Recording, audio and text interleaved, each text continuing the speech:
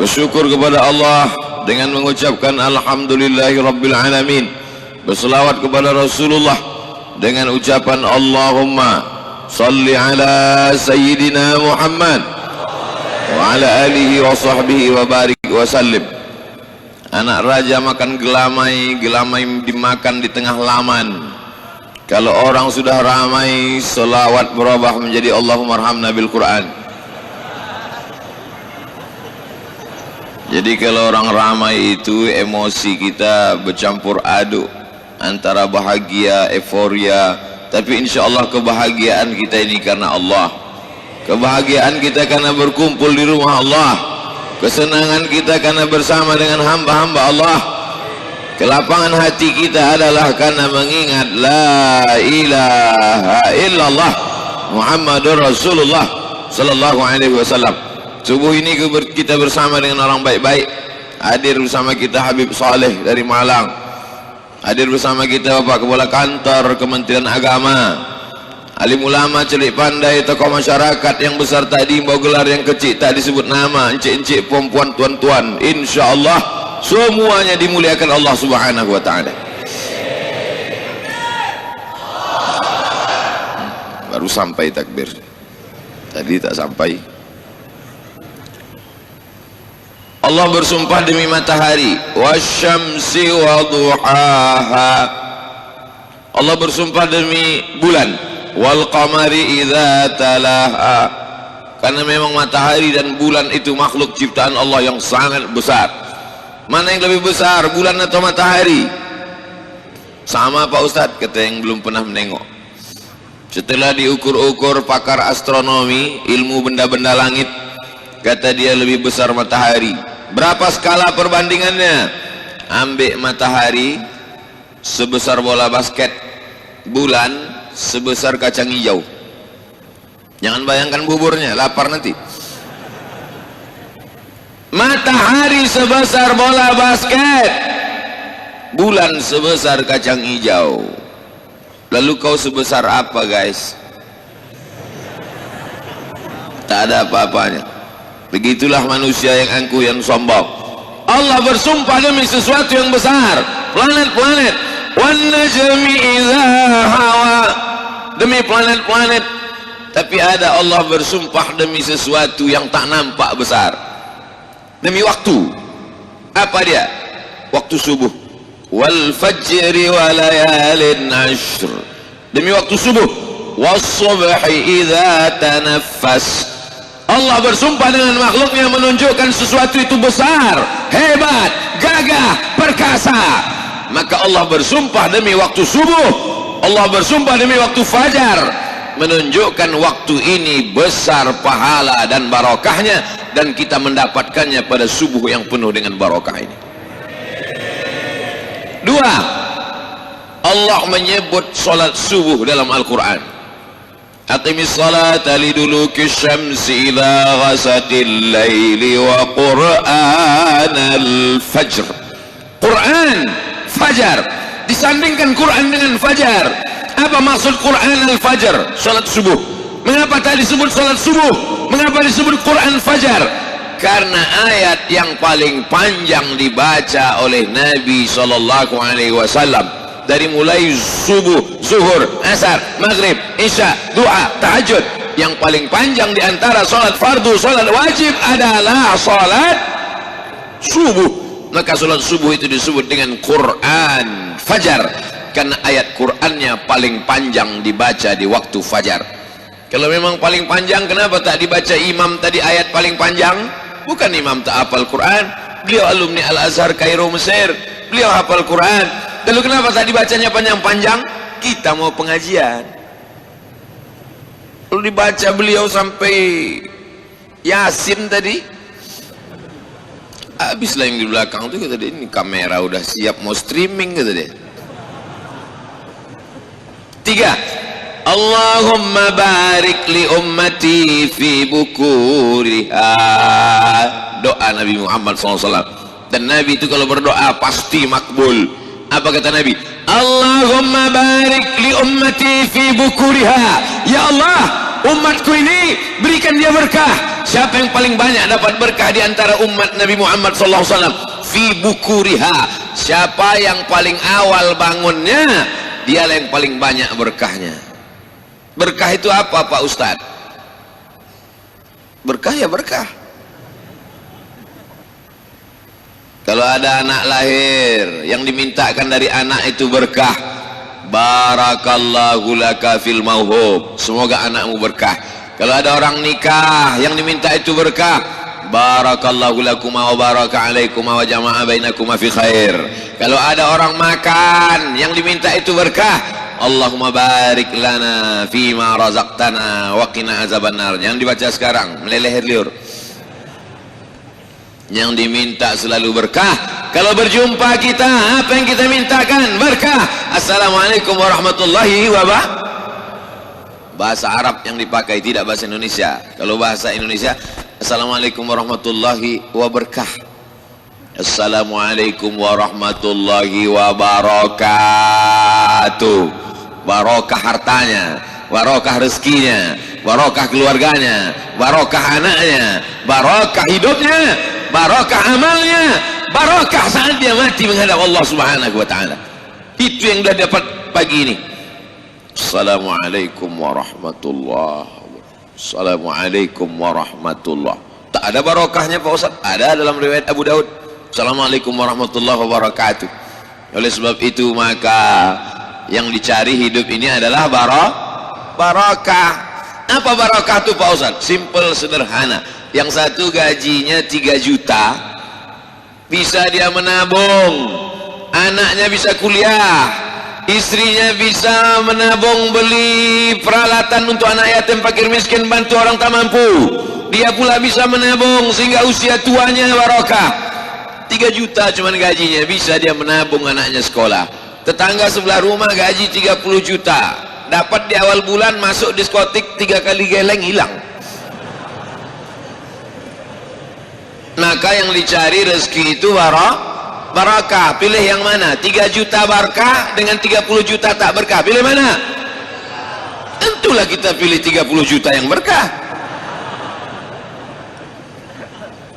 Andai ada orang tak Islam, tidak bersyahadat, tidak sholat subuh, bukan umat Muhammad SAW, tapi bangunnya lebih pagi, lebih awal, dapat berkah apa tidak? Dapat. Orang-orang kopi, saudara-saudara kita yang tak Islam, saya dewan juri musabaqah tilawatil Quran, tinggal di hotel di luar kota, sholat di masjid. Dari hotel ke masjid kami jalan kaki. Di dalam perjalanan dari hotel ke masjid, saya pandang kanan kiri, warung kopi udah buka. Saya tanya, warung kopi siapa ini yang buka ini? Non muslim punya, kota tepi laut. Mereka bangun karena prinsip mereka jangan sampai rezeki dipatok ayam. Itu tak Islam dia, berkahnya dapat. Agama ini kalau dijalankan walaupun tak Islam dapat berkahnya. Islam tapi tak menjalankan agama ini, dapat apa tak dapat? Habis dipatok ayam, diterkam kucing, habis semua. Jadi ketika orang tak Islam kaya raya, duitnya banyak, orang Islam komplain, kenapa dia rumahnya besar, kenapa dia duitnya banyak, tapi dia tak Islam, Tuhan tak adil. Kau bangun jam 8, janji Nabi SAW, Nabi itu janjinya datangnya dari Allah. Maka dzabal fuadu ma ra'a, dia tidak mungkin berdusta matanya apa yang dia tengok. Wa ma yantiqu 'anil hawa, dia tidak bicara menurut hawa nafsunya. In huwa illa wahyun yuha, melainkan wahyu dari Allah Subhanahu wa taala. Kalau dia sudah dijanjikan Allah, janji itu pasti. Innaka la tukhliful mi'ad. 5 kali kita katakan habis azan subuh, habis azan zuhur, habis azan asar, as-salatu khairum minan naum. Di situ pula lah selimut paling sedap ditarik. Apa kata iblis? Tarik, tarik, tarik. Terbangun jam 7, bangun jam 7.30. Alhamdulillah Pak Ustadz, saya subuh ini memang tak terlambat saya Pak Ustadz. Kenapa? Ya karena Ustadz Somad mau datang nih lah, kata dia. Jadilah, mudah-mudahan yang sudah subuh ini bangun subuh istiqomah. Istiqomah sampai mati Pak Ustadz? Tidak, istiqomah sampai hari kiamat. Dia sholat subuh, anaknya sholat subuh, menantunya sholat subuh, cucu cicitnya sholat subuh, seluruh keturunannya sholat subuh sampai hari ini kiamat. Amin. Jangan sampai sholat subuh istiqomah. Mudah-mudahan kita sholat subuh istiqomah sampai mati. Iya, kau mati sholat subuh. Anakmu? Mudah-mudahan anak-anak kita istiqomah. Iya, anak kau istiqomah. Menantumu? Anakmu bangun sholat subuh. Menantu kau Fir'aun?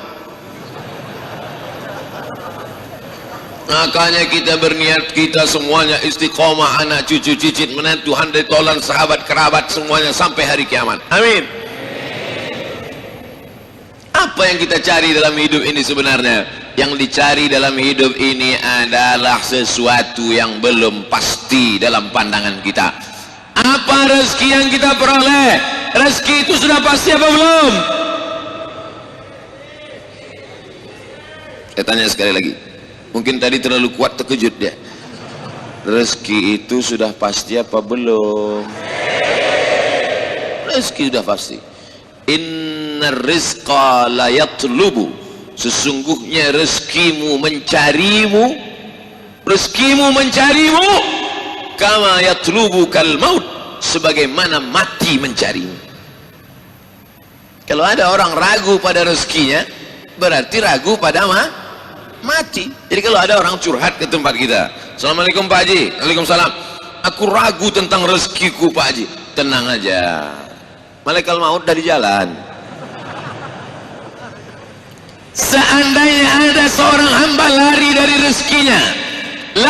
rezekinya, maka rezekinya itu akan mengejar dia sebagaimana malaikat maut mengejar dia. Jangan takut. Tapi jangan gara-gara ini lalu tak mencari rezeki. Jangan besok subuh dibangunkan sama bininya, dibangunkan sama orang tuanya, dibangunkan sama emaknya, bangun kau cari rezeki. Rezeki itu mencari kita sebagaimana kematian mencari kita.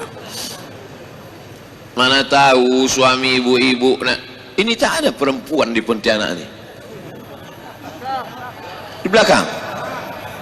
Mana tahu suami ibu-ibu, anak ibu-ibu, pas besok pagi subuh dibangunkan, bangun kau bangun cari rezeki. Apa kata dia? Rezeki itu mengejar kita, mak. Rezeki itu mencari kita. Jangan marah, diamkan aja. Nanti siang jam-jam 12 dibukanya lemari, mana makanan gitu. Mana makanan? Tenang aja, lauk itu mencari kau nanti sampai sore. Kau tunggu aja lah, tunggulah.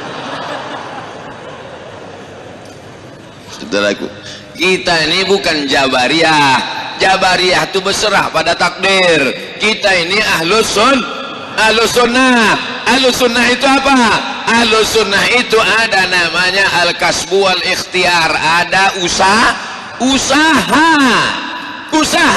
Wa ma min dabbatin fil ardi. Segala makhluk yang berjalan di atas muka bumi ini, segala makhluk yang melata di atas muka bumi, illa 'ala Allahi rizquha, maka Allah menjamin rezekinya.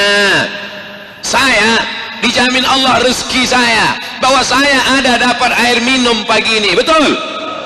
Tapi kalau tak diminta tak dapat.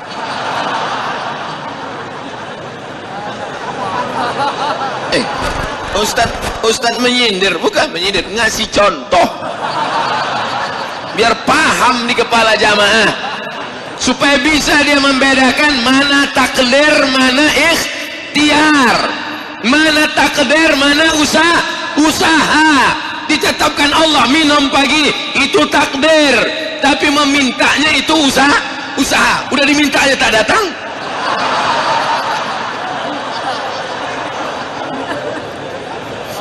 Paham? Rezeki itu punya kita atau punya Allah? Punya Allah. Wa mimma razaqnahum, kami yang membagi mereka rezeki. La taqtulu auladakum, Jangan kau bunuh anakmu khasyata imlaq, karena takut dia makan sama engkau. Jangan kau bunuh anakmu karena kau takut anakmu makan sama engkau. Orang kafir musyrik jahiliyah dulu udah ada anak itu di dalam baru dibunuhnya. Ada anak itu di dalam dimakannya nenas 3 biji, keluar anak itu bergulung-gulung. Ada anak itu di dalam dimakannya ragi biar hancur anak itu, maka keluar anak itu jadi tapai, hancur. Takut dia. Sadisnya orang zaman modern, jahiliyah abad 20 lebih sadis lagi dari kafir musyrik. Belum ada anak itu di dalam udah dibunuhnya duluan. Ngangguk pula yang lajang cempaham aja kalian. Saudaraku yang dimuliakan Allah Subhanahu wa taala, rezeki itu punya Allah, dia bagi ke kita. Maka lebih banyak meminta kepada Allah daripada kepada manusia. Ini kalau manusia, atasannya, bosnya, direkturnya, bukan main lagi. Besok kau datang jam 7, siapa? Jam 6.30 udah terduduk. Tapi kalau panggilan Allah memanggil, hayyalas salah, apa jawabannya? Kalian aja duluan lah. Rezeki ini bukan punya kita, rezeki ini punya Allah. Kalau Allah berkehendak, innama amruhu idza arada syai'an ayyaqula lahu kun fayakun. Kalau Allah mau mengambil, ada aja cara dia mengambil. Lewat jantung koroner, lewat diabetes meletus, lewat kanker. Maka rezeki yang punya Allah, yang dititipkannya pada kita, pakailah untuk menolong agama Allah. Kalau lewat mengumpul duit, yang pura-pura khusyuk. Wow, pura. Begitu dah lewat,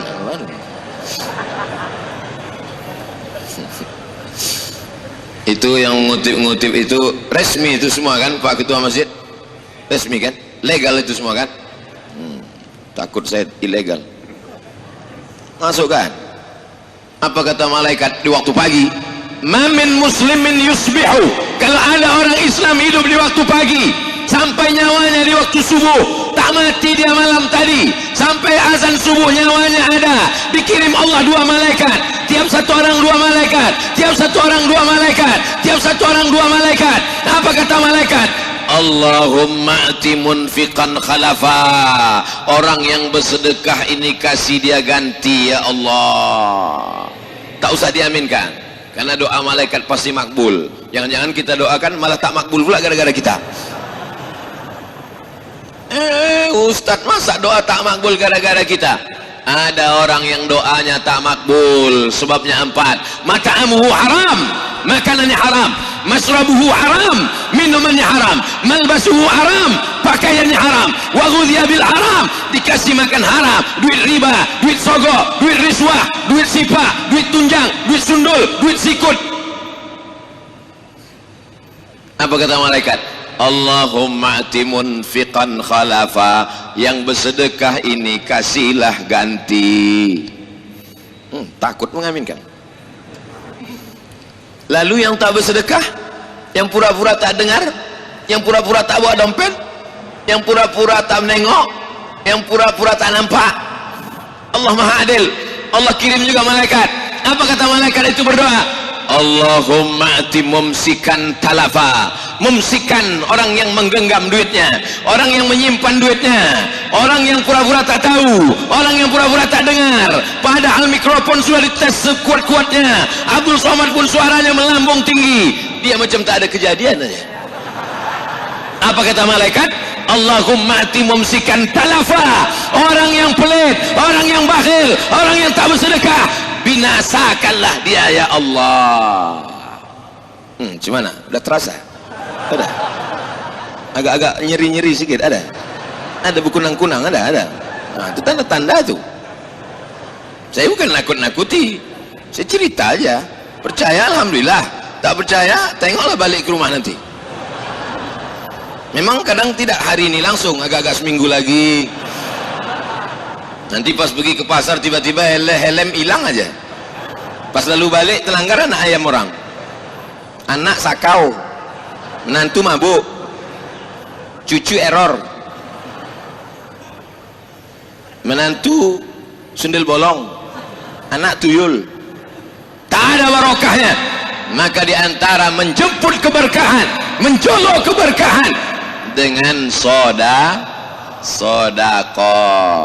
Astaghfirullah Rabbal baraya, astaghfirullah minal khataya, astaghfirullah Rabbal baraya, astaghfirullah minal khataya. Rabbi zidni ilman nafi'an wa wafiqni amalan salihan. Rabbi zidni ilman nafi'an wa wafiqni amalan salihan. Rabbi zidni ilman nafi'an, tambahkan aku ilmu yang banyak. Pengajian rajin, tabligh akbar ikut, tapi setelah ilmu banyak apa? Wa wafiqni amalan salihah. Setelah kau berikan aku ilmu, maka condongkan hatiku, tundukkan hatiku amalan salihah untuk beramal saleh. Kesalahan Abdul Somad. Abdul Somad asal habis ceramah tabligh akbar selesai, asal ceramah habis tabligh akbar selesai, asal habis ceramah tabligh akbar selesai. Padahal jamaah mau beramal saleh. Sedekahlah, sedekahlah. Jamaah mau bersedekah. Pas mereka mau sedekah, Abdul Somad pulang. Tak jadi dia ngasih sedekah. Oleh sebab itu maka perlu dirubah format ceramah ini. Setelah ceramah, maka dikumpulkanlah tim relawan untuk menjemput sedekah-sedekah itu. Tapi hebatnya di Pontianak, belum lagi pulang ke rumah, udah dijemput di sini. Karena memang hati manusia ini berubah-ubah, berbolak-balik. Waktu mendengar pengajian, rasanya semua mau dikasihkan. Ambillah rumah tu Ustaz, ambillah mobil tu Ustaz, ambillah motor tu Pak Ustaz, ambillah tanah tu Pak Ustaz, karena memang semuanya belum lunas.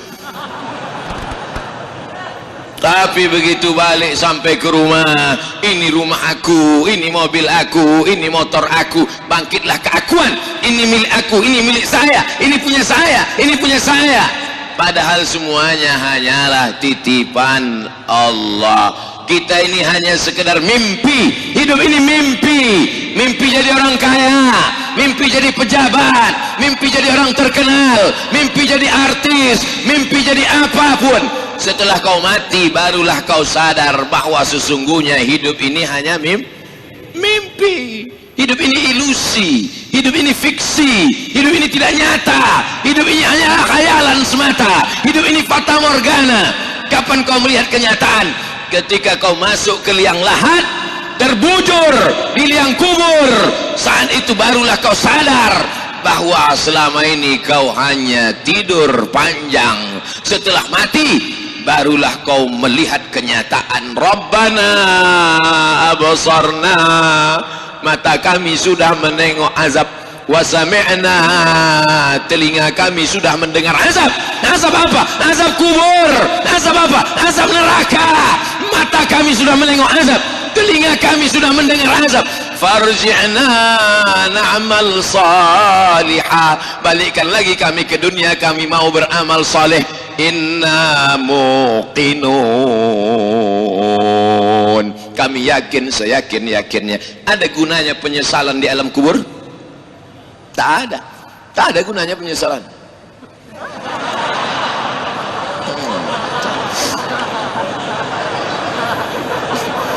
Orang moto kita takkan kita kasih pose yang tak bagus. Saya trauma banyak foto-foto yang tak bagus itu di model-model orang. Kadang kameramen nih pas kita sedang diambil bagus macam tadi kan, cuman tak berani saya main jari-jari nih. Ini musim-musim pilkada, bahaya. Ada orang rajin ke masjid karena pemilihan, ada orang rajin ke masjid karena ada kesempatan. Tapi subuh ini yang datang ini semuanya datang lillahi. Tak ada orang datang subuh ini karena kepentingan politik, karena kepentingan bisnis. Tak ada. Anak-anak muda ini apalah kepentingan mereka? Mau politik belum daftar ke KPU, mau bisnis baru aja dipecat. Tak ada kepentingan mereka. Mereka ikhlas karena Allah Subhanahu wa ta'ala. Di dalam keikhlasan itulah datang pertolongan Allah Subhanahu wa ta'ala. Mudah-mudahan setelah kajian subuh ini yang masih bolak-balik hatinya, tobat apa tidak? Tobat apa tidak? Tobat apa tidak? Tobat apa tidak? Tobat insyaallah. Yang muda-muda yang masih pacaran-pacaran, mudah-mudahan balik dari sini putus. Putus kalian. Lebih 40 mengaminkan putus ini. Balik dari sini ya Allah. Putus hari ini, besok dipinangnya dengan bismillah. Sama yang mendoakan dengan yang ketakutan. Apa lagi yang kau lakukan dengan perbuatan maksiat ini? Memangnya bisa ditunda kematian itu? Idza jaa ajaluhum, kalau ajal sudah sampai, la yastakhiruna sa'atan wa la yastaqdimun. Tidak bisa ditunda sesaat, tidak pula bisa dipercepat. Kematian tidak bisa direquest, kematian tidak bisa diisi ulang. Kau pikir ini air galon? Kalau sudah mati kata Allah mati. Kalau tak mati kata Allah tak mati. Berapa banyak orang yang divonis dokter mati, bapak mati, pak, tak mati. Umur emak sudah berapa, mak? 75 tahun. Selama umur 75 tahun ini apa pengalaman yang paling berkesan? Saya pernah divonis kanker otak. Katanya otak ini dibelah, habis itu diambil, dicuci, dibersihkan. Kalau tak mau, maka nanti akan buta, pekak, lumpuh, terus jadi operasi. Tidak Pak Ustadz, saya takut. Saya hanya beribadah kepada Allah, berdoa. Terus ya ini sampai 75 masih hidup. Yang kemarin ngasih tahu emak sakit itu, dia udah mati duluan. Saya bukan menyalahkan bapak ibu dokter. Nabi pun dulu kalau ada orang di Makkah, Madinah sakit, disuruhnya berobat ke dokter. Namanya Haris bin Kaldah. Dia lulusan fakultas kedokteran Jandi Sabur dari Persia. Tidak semuanya dibacakan ayat ruqyah, tidak semuanya didoakan. Ada yang disuruh pakai herbal. Alaikum bisyifaini, berobatlah kalian dengan 2 obat, al-asal, madu, wal Quran. Berobatlah kalian dengan madu dan Quran. Di Pontianak datang orang mengasih saya madu yang dibacakan Al-Quran. Dulu Nabi cuma bilang berobat kau dengan madu dan Quran. Di Pontianak madunya dibacakan Quran 30 juz. Di mana itu? Pontianak. Hebat tak orang Pontianak ini? Hebat lah. Kalau tak orang Pontianak, muji siapa lagi? Pondok tahfiz Quran 30 juz dibacakannya ke madu. Kira-kira kalau ayat Quran Al-Fatihah, ayat kursi, ayat Quran 30 juz 30 dibacakan ke madu, ada tak efek bacaan itu ke madu?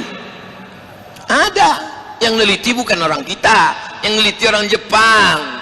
Karena orang Jepang tuh yang punya alatnya mikroskop, bisa nampaknya kuman-kuman itu sebesar gajah. Bukan macam kita. Tempat kita ini aneh pula, yang besar-besar bisa nampak kecil, macam tak nampak. Korupsi tak nampak. Entah apa alatnya. Untung orang Jepang itu tak tahu. Kalau tahu datang dia kemari untuk mencari alat itu. Bagaimana mengecilkan gajah jadi kuman, gitu dia. Kenapa ke situ pula belok? Oleh sebab itu apa yang terjadi? Diteslah, dipanggil pawang-pawang, tokoh-tokoh agama, membacakan mantra-mantra, disusun air, dibuka tutupnya, dibacakan. Ternyata setelah diteliti orang Jepang, air yang memancarkan molekul-molekul cahaya terang benderang dilihat dengan hipermikroskop, adalah air yang dibacakan doa-doa dari Al-Quran dan sunnah-sunnah Rasulullah sallallahu alaihi wasallam. Ada tak dalilnya dari Quran? Mana dalilnya dari Quran? Mana dalilnya dari sunnah? Ini kan lagi tren nih sekarang. Kalau ada sesuatu nanya, mana dalilnya? Mana dalilnya? Padahal kita sebut mendalilnya bukan dia tahu. Cuma tahu aja kau. Kata Abdullah bin Abbas radhiyallahu anhuma, kalau ada orang kesulitan melahirkan, maka bacakanlah ayat-ayat Al-Quran ke air itu, lalu kemudian air itu dimandikan, lalu kemudian diminumkan, maka insya Allah dimudahkan. Wa nunazzilu minal Quran, kami turunkan Al-Quran, ma huwa syifaa. Al-Quran itu sebagai obat, sebagai penawar, sebagai memberikan kemudahan. Makanya tadi dibacakan Allahumma arhamna bil Quran. Itu yang dibacakan di awal tadi. Allahumma arhamna bil Quran.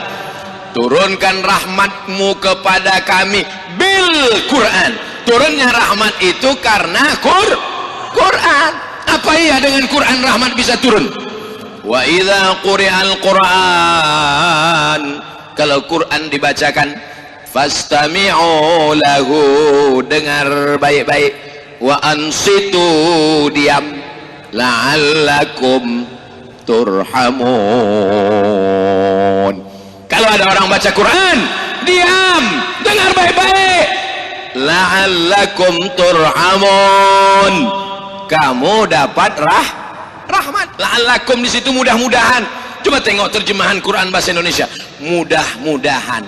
Yang menerjemah itu menurut terjemah bahasa. Yang membaca ini tak paham dibacanya. Mudah-mudahan. Tahiyan tak tidak. Bacalah tafsirnya. La'allakum tattaqun. Kalau kau berpuasa, pasti kau takwa. La'allakum turhamun. Kalau kau dengar, pasti kau dapat rahmat. Kalau Quran dibacakan di rumah, rumah tu dapat rahmat. Kalau Quran dibacakan di kamar, kamar tu dapat rahmat. Kalau Quran dibacakan ke orang, orang tu dapat rahmat. Ini orang tak dibacakan Quran, tapi dalam kepalanya Quran, dalam otaknya Quran, dalam hatinya Quran, dalam jantungnya Quran, dalam ubun-ubunnya Quran, maka dia adalah Quran berjalan. Siapa itu? Inilah dia anak-anak muda dari Pontianak. Mau tak anak-anak kita penghafal Quran? Penghafal Quran, makannya cuma sekali sehari Pak Ustaz. Oh, diet mereka. Bukan diet, beras itu tak ada. Akhirnya dikumpulkanlah beras. Ustaz sudah ceramah, sedekahlah kalian, da'u mardakum bisedekah, obati orang yang sakit dengan bersedekah. Ada yang sakit, sedekahlah. Maka jamaah pun sudah siap, diambilnya beras, diletakkannya di balik pintu, menunggu siapa yang datang jemput beras. Ini kutunggu nih Pak Ustaz, kalau datang tim Ustaz ke rumah ini minta beras, akan kuberikan. Kutunggu 24 jam, kalau tak ada, kubalikkan ke dapur. Tak ada tim dari masjid datang. Tim Ustaz itu pun dah balik ke Pekanbaru Riau. Udah, berasnya balik. Kemana? Ya ke tempat asalnya, ke baskom, ke rice cooker. Dicucinya beras itu, dimasaknya. Dalam hatinya berkata-kata, kenapa kau tak sedekah beras? Kenapa kau tak bagi beras? Bukan salah aku, tim Ustaz itu tak datang, kata dia. Tapi di Pontianak tidak begitu. Selesai pengajian, datanglah tim penjemput beras. Assalamualaikum. Waalaikumsalam. Buka pintu, mana berasnya? Udah siap di balik pintu. Nah, ambil beras yang paling enak, yang paling nyaman, yang paling sedap, yang paling indah. Kalau ngasih beras, kasihlah beras yang enak di leher kita. Itu juga yang enak di leher anak yatim, fakir miskin dan duafa. Betul apa betul? Jangan di leher kita beras paling enak, yang dikasihkan beras catu, beras patah-patah, bercampur beras itu sama kutu, bercampur beras itu sama hama. Itulah yang dimakan mereka. Na'udzubillah. lan tanalul birra, kau tidak akan dapat kebaikan hatta tunfiqu mimma tuhibbun, sampai yang kau berikan itu yang paling kau suka, yang paling kau cinta. La yu'minu ahadukum, kau tidak akan beriman sampai kapan? Hatta yuhibba li akhi, sampai kau sayang kepada saudaramu ma yuhibbu li nafsi, sama macam sayang pada diri sendiri. Kalau kau tempeleng pipimu ini perih, begitu juga kalau kau tempeleng pipi orang. Kalau kau cubit kulitmu ini sakit, begitu juga kalau kau cubit. Kalau kau rasakan tak makan itu sakit, melilit usus, keroncongan, lapar, begitu jugalah fakir miskin, anak yatim, janda-janda tua dan duafa. Siapa yang bisa menyelamatkan ini? Ustaz Somad di atas mimbar bersuara menggelegar, selesai. Siapa yang menjemput ke rumah-rumah? Yang menjemput ke rumah adalah anak-anak muda yang sudah lulus fit and proper test melalui sholat subuh berjamaah. Bagaimana cara mengetesnya? Apakah cukup dengan fit and proper test? Tak cukup. Bagaimana cara mengetes anak-anak muda yang ini? Tidak ada cara lain kecuali mengetesnya dengan yang diajarkan Sayyidina wa Maulana Muhammad sallallahu alaihi wasallam. Dengan cara apa? Kalau kau saksikan dia datang ke masjid, subuh ke masjid, zuhur ke masjid, asar ke masjid, maghrib ke masjid, terbit matahari dia ke masjid, tenggelam matahari dia ke masjid, bergeser matahari dia ke masjid, saksikanlah dia adalah orang-orang yang soleh. Makanya anak-anak muda yang belum ke masjid, mudah-mudahan ke masjid. Yang sudah ke masjid, mudah-mudahan istiqomah. Tapi setelah dari masjid ini kami mau ngapai Pak Ustadz? Datang ke masjid, habis itu pulang. Pergi ke masjid, pengajian, habis itu pulang.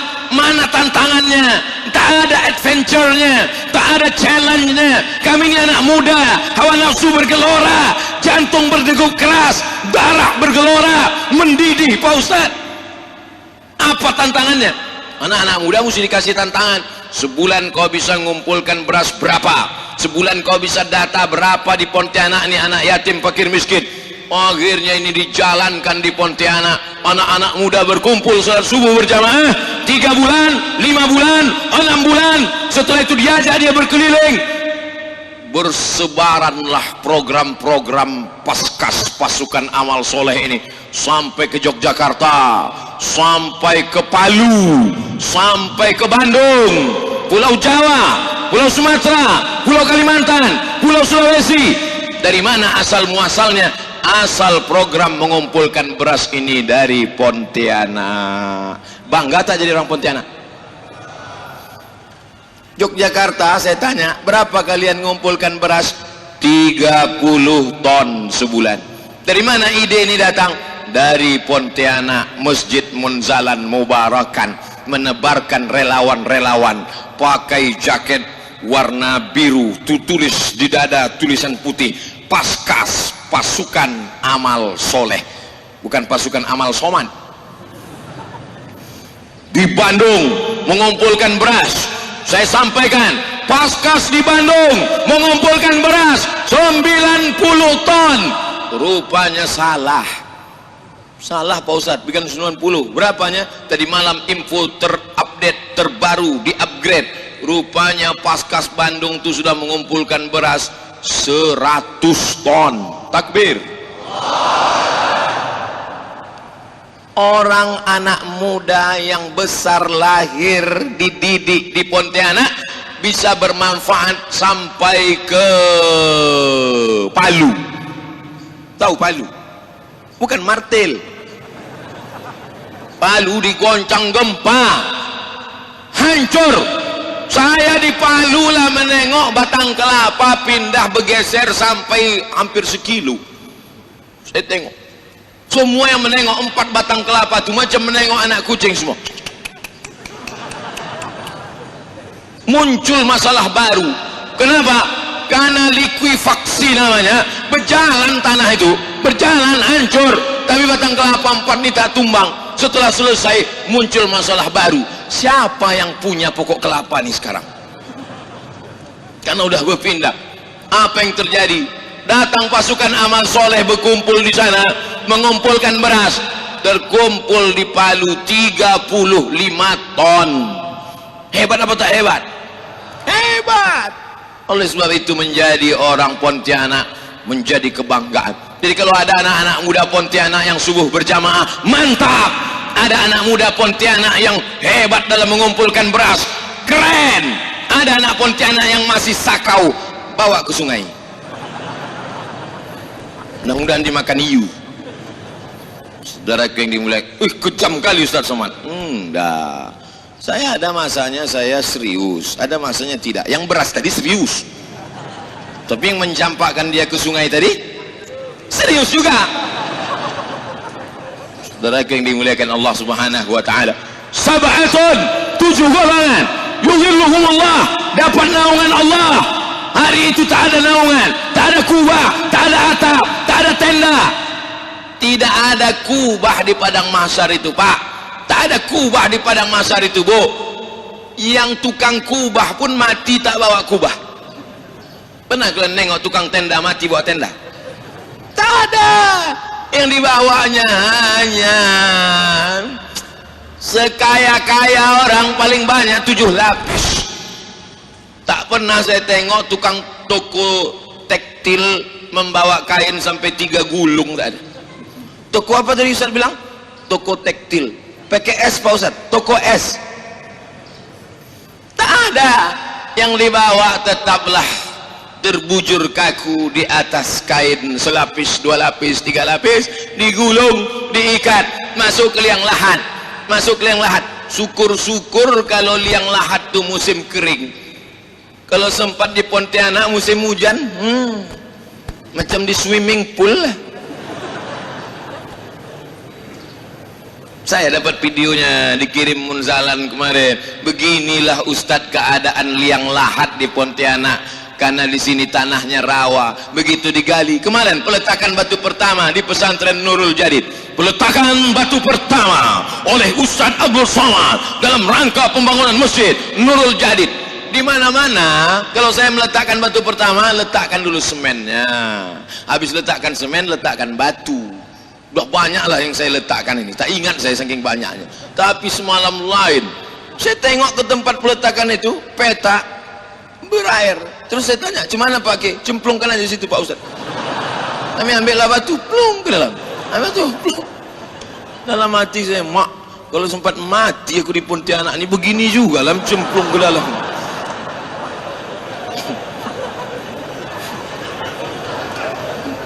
Apa yang kita bawa nih? Tak ada. Ma'akalta yang kau makan, fa'aflaita busuk. Wa malabista yang kau pakai, fa'ablaita lapo. Wa mata sadaqta yang kau sedekahkan, itu yanglah kau bawa hari esok. Yang kau makan busuk, yang kau pakai lapuk, yang kau sedekahkan, itulah yang kau bawa di hari esok. Yang tadi memasukkan duit ke plastik-plastik, ke kantong-kantong warna hijau tadi, yang tadi memasukkan duit 50.000, 100.000, di kantongmu ada 1 juta, yang kau masukkan 100.000, yang kau bawa pulang 900. Bawalah 900 itu, bawa. Nanti kau mati tinggal juga. Betul? Terserah, mau percaya alhamdulillah, tak percaya nanti kau mati baru kau katakan betul Pak Ustaz, tinggal juga duitku tuh Pak Ustaz, diambil biniku, nikah dia sama berondong. Rasakan dulu udah aku sampaikan di Masjid Mujahidin, kau tak percaya, sekarang baru percaya. Ustaz ini ceramahnya menakutkan, teror. Enggak, saya ingin menyelamatkan umat ini. Salah saya? Tidak, 3 orang aja bilang tak salah, yang lain salah. Anak muda mesti dikumpulkan di mas. Anak muda berkumpul di warung kopi, musibah. Anak muda berkumpul di karaoke, musibah. Anak muda berkumpul di warnet, musibah. Ngapain kau kumpul di warnet? Ini Pak Ustadz ada beban dari sekolah, kan kami sekarang online semua. Dulu lah kau situ apa-apa. Tapi sebatas tugas saja nak. Lebih dari situ nanti rusak otakmu nak. Berapa banyak anak muda tak peduli sholat, tak peduli orang tua, tak peduli ulama, tak peduli zikir, tak peduli masjid. Habis apa? Game online pagi, petang, siang dan malam. Habis paket berhenti pergi ke dapur bawa perang panjang. Duit. Nah duit. La ilaha illallah Muhammad Rasulullah. Ustaz Somad, tolong ke rumah saya Pak Ustaz. Ada apa Pak Haji? Tolonglah kalau bisa Pak Ustaz, ada waktu datang ke rumah saya. Ada apa Pak Haji? Ruqyah Pak Ustaz. Aku tak pandai meruqyah. Tolonglah Pak Ustaz ngambil barokah Pak Ustaz. Yang mau diruqyah ini siapa? Anak saya Pak Ustaz. Apa sakit dia? Kena game online. Aku seumur-umur belum ada mengambil doa untuk menjauhkan game online Pak Haji. Kalau doa ruqyah setan ada. Bismillahirrahmanirrahim. La yadurru ma'asmihi syai'un fil ardi wala fis sama' wa huwas sami'ul 'alim. U'idzuka bi kalimatillahi tammati min kulli syaitanin wa min kulli syaitanin wa hammatin wa min kulli 'ainin lammah. Tapi untuk game online ini belum dapat ku lagi Pak Haji.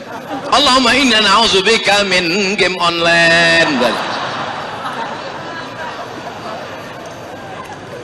Yang membelikan HP-nya siapa Pak Haji? Aku Pak Ustaz. Yang membelikan paketnya siapa Pak Haji? Aku Pak Ustaz. Yang membiarkan dia kunci kamar main pagi petang siang malam sampai tak peduli sembahyang, sampai tak mandi-mandi, siapa itu Pak Haji? Aku Pak Ustaz. Sekarang anak tuh kena setan, siapa yang salah Pak Haji? Pak Ustaz. Aku pula salah kata dia. Untung saya tak dirasuki setan. Kalau dirasuki setan, kuantukkan kepala bapak itu ke tiang. Kitalah yang salah. Kalau ada yang mengatakan kenakalan remaja, kalau ada yang mengatakan kenakalan anak muda, yang betul adalah kenakalan ayah-ayah, kenakalan emak-emak. Betul apa salah? Semua anak muda mengaku betul. Yang orang tua pas kutanya tadi, kenakalan orang tua, tak setuju. Dia mau bilang tak setuju, takut anak muda banyak. Tapi di Pontianak itu tak ada. Pontianak ini anak mudanya ke masjid, habis selesai dari masjid baru dia main game online. Masjid secantik ini, masjid semegah ini, masjid seperkasa ini, dari luar kami berjalan, setiap lewat di depan ini pasti melihat masjid cantik, memukau luar biasa, kuahnya terhampar luas, lampunya cantik, salahnya tak hidup. Memang tak perlu karena udah terang mubazir. Jangan sampai masjid yang ramai ini, yang megah ini, yang cantik ini, jamaahnya lebih banyak tiang daripada orang. 1, 2, 3, 4, 5, 6, 7, 8, 9, 10 tiang. Tiba-tiba jamaah cuman muazin, Bilal, imam, makmum 3 orang. Itu pun yang satu itu duduk.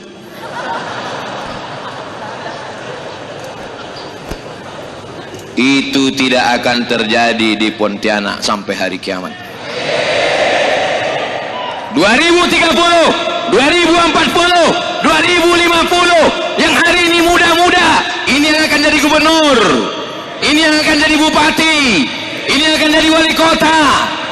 Perhatikan kemana telunjukku tadi mengarah. Sebagian yang tua-tua nih meninggal. 2050 nanti aku datang kemari, sebagian yang tua-tua ini meninggal. Ustaz Abdul Somad belum. Mati itu bukan urusan kita, tak usah diurus mati. Yang kita urus apa bekal sesudah mati. Yarji'usnani, yang dua ini balik ke rumah. Binimu cantik memukau, kalau berjalan dia di pinggir jalan, habis angkot-angkot itu menabrak tiang listrik. Saking cantiknya. Kau mendapatkannya bukan main. Lautan kan ku seberangi, bukit kan ku daki, masjid ku lewati. Ketika kau mati, datang malaikat maut, kau sakratul maut, mati engkau. Mau dia ikut ke dalam liang lahat agak semalam? Bu, mau ibu ikut dia agak semalam, Bu? Tidak, gitu. Menangislah dia di tepi kubur. Pas mau dimakamkan, dibacakan doa, menangislah di tepi kubur. Abang, kenapa kau cepat begitu cepat pergi, Bang? Gitu. Ustadz, Habib saya tengok mereka tahan itu kalau ada orang nangis di tepi kubur, disuruhnya panggil, tahan, bawa ke sana, bawa. Kalau saya enggak. Kalau saya pas ceramah di tepi kubur ada orang gitu, saya suruh masuk, biarkan dia masuk.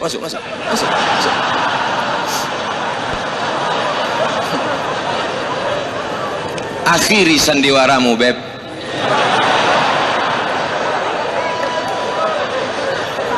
Yarji usnani, yang dua ini balik ke rumah, anak balik ke rumah, menantu paling cepat balik ke rumah, cucu balik ke rumah, 2-3 hari barulah dia datang lagi ke kubur. Anak pakai baju hitam, jilbab hitam, sepatu hitam, HP hitam, semua hitam, kuku hitam. Oh, pasukan ziarah, men in black. Yarji usnani, keluarga pulang, anak menantu pulang, istri pulang, sepupu pulang, kerabat pulang, handai tolan pulang.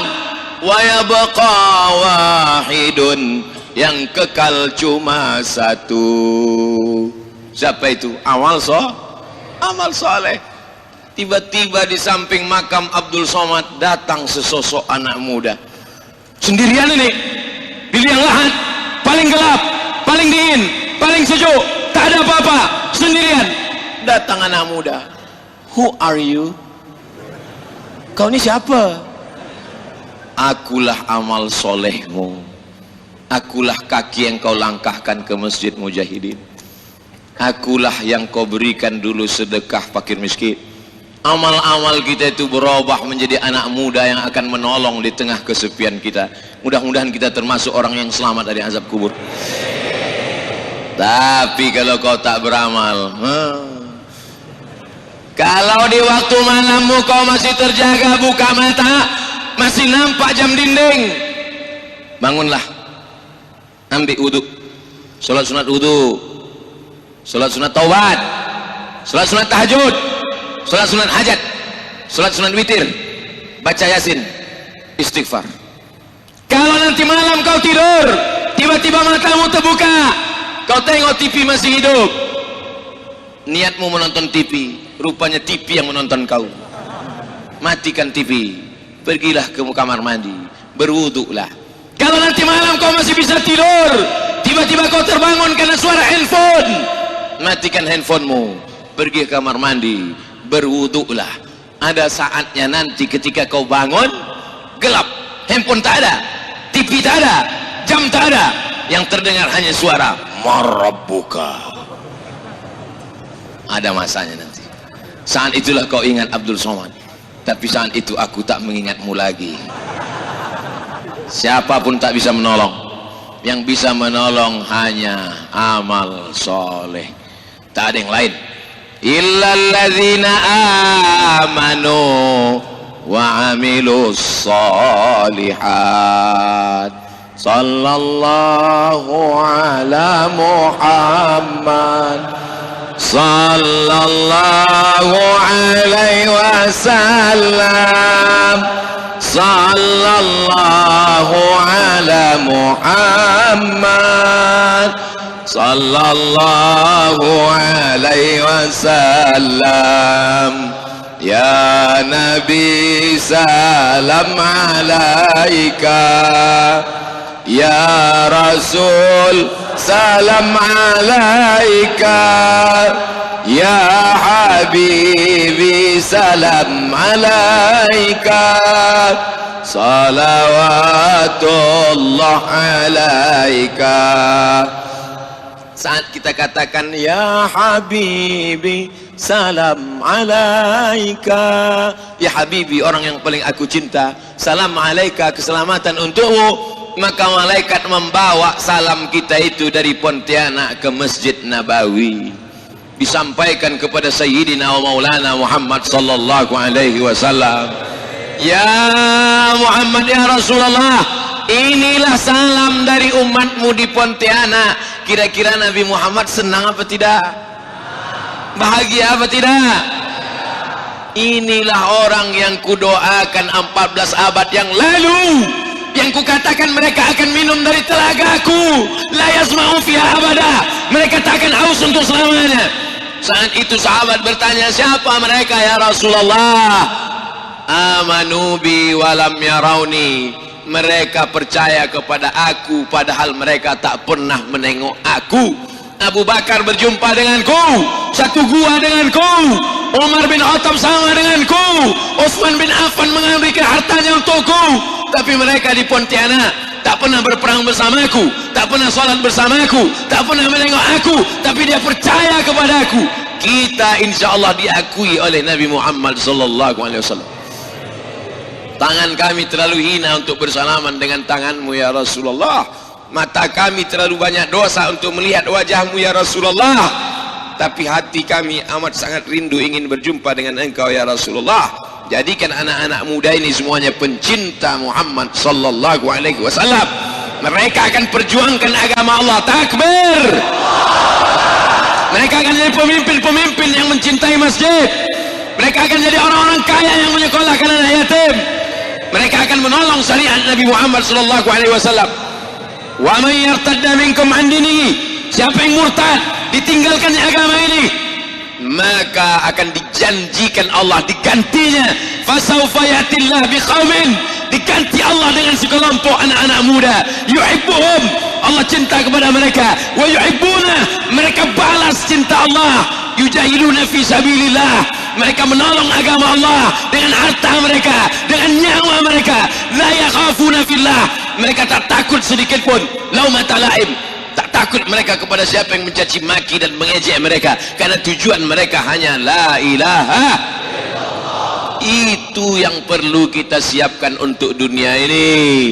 Adapun yang lain itu hanya bunga-bunganya saja, hanya aksesoris semata. Mudah-mudahan segala amal kita ini untuk mencari ridha Allah. Mudah-mudahan amal kita ini semuanya diberikan Allah ridha dan istiqamah. Idza ra'aita ar-rajul, kalau kau lihat ada orang yamshi 'alal ma', berjalan di atas sungai Kapuas, yatiru fil hawa, terbang di atas awan, la tartar, jangan kau tertipu. Pandanglah pada istiqomahnya salat berjamaah. Mana tahu nanti ada orang jalan di atas air, terbang di atas awan. Jangan kau ragu, jangan kau takut, jangan kau cemas, jangan kau terpukau. Kalau cuma terbang di atas awan, Batman, Wonder Woman, Spiderman pun bisa. Tapi ada yang mereka tak bisa. Apa itu? Istiqomah. Tapi istiqomah susah kalau tidak berjamaah. Kalau mau istiqomah mesti berjamaah. Yang sudah tobat-tobat jangan tobat sendirian. Gabungkan diri berjamaah. Kau dari komunitas mana? Komunitas bikers subuhan. Mantap. Mana motornya? Kap 70. Anak muda ganteng motor Kap 70. Memang Kap 70 Pak Ustadz, tapi mesin pesawat. Mantap. Pesawat televisi. Kau dari komunitas mana? Saya dari komunitas hijabers Pak Ustadz. Hah? Tapi kau laki-laki kenapa hijabers? Dulu aku pernah jadi bencong Pak Ustadz. Sekarang masih bencong juga Pak Ustadz. Oh berarti belum hijrah. Bencong apa kau? Bencong syariah? Mana ada?